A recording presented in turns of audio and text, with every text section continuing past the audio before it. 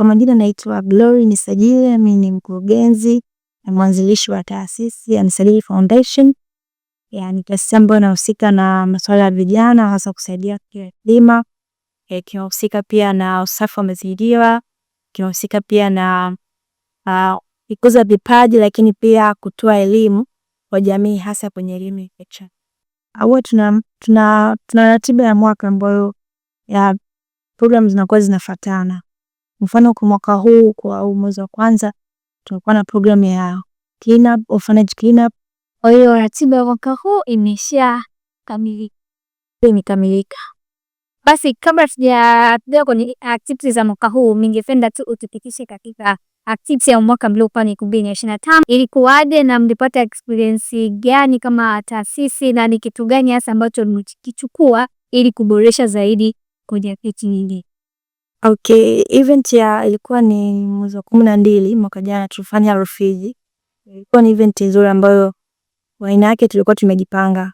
Kulikuwa kuna changamoto, lakini pia Mungu ilifanyika vizuri. Tuliweza kuwatembelea watoto, tukienda kwenye kituo cha Kibiri, tukawapa mahitaji yao, lakini bado changamoto chakula na mahitaji ya shule bado ipo. Lakini tunamshukuru Mungu kwa asilimia kadhaa tuliweza kufanikisha, watu walijitokeza. I hope mlipata feedback baada ya activity. Tulipata feedback. Pale kituoni walifurahi sana kwa sababu ilionyesha upendo, mshikamano, timu nzuri ya kufurahi na watoto, kuongea na watoto, kucheza na watoto. Kwa hiyo ilikuwa ni siku nzuri sana. Sisi kama taasisi tulichukua kitu cha kujitoa, ni hasa naweza kujifunza kwamba kuna umuhimu katika kusaidia jamii. Okay, basi hongereni sana kwa kitu mliofanya 2025, na sasa hivi mwaka sasa umegeuka, siku 2026. I hope taasisi imejipanga na mambo mengi. Tunatarajia wadau wataongezeka mara 2 yake, hata mara 5, hata mara 100 yake kwa ilivyokuwa 2025. Okay, kwa huu mwaka taasisi imejipangaje? Okay, kwa mwaka huu tumejipanga hasa katika upatikanaji wa rasilimali fedha. So tumeongeza miradi ambayo itasaidia taasisi kupata fedha, lakini pia miradi mingine itasaidia kwa namna moja ili kuongeza fanikisha hizi events, kwa sababu kwa huu mwaka tuna events nyingi sana. Hapo sasa inabidi tuanze kuomba wadau mapema kabisa kabla mambo hayajachangauka. Maana rasilimali fedha bwana ni kila kitu. Hapo watu wanaleta vitu, lakini pesa kiwezi kufika sehemu. Pili, unapoandaa chakula cha panapai, ningetamani kujua ni kitu gani ambacho sisi wadau hatukifahamu. Kwa watu wengi sana huwa wafahamu sana mambo ya taka, hasa kwenye swala la kusaidia jamii. Wengine wanakuwa uelewa ni mdogo.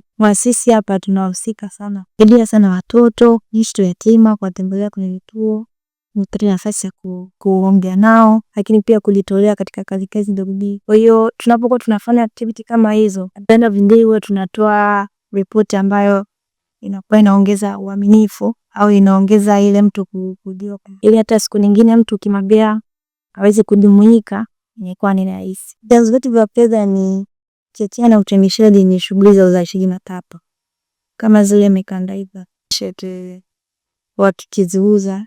Najua kuna wafanyakazi wengi, mnawezaje kitenga likapeleka la taasisi, likapeleka director darasani? Kuweka tu ratiba nzuri, kwa sababu sio muda wote tunakuwa nafanya kazi. Mara nyingi events zetu tunafanya Jumamosi. Kwa hiyo tunatenga muda siku hizi ambazo tuna nafasi, kwa zingine tunakoagiza.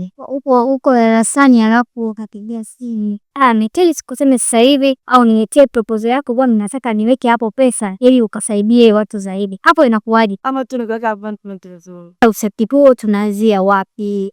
Ndipane tafiti kwamba kuna ipo sio kisafi, au ilikuwaje mpaka mkanda na hii ilikuja baada ya kuona kwamba kwenye kutoa msaada si lazima unakuwa watoto ni wengi, kwa hiyo mpisha na pala choka.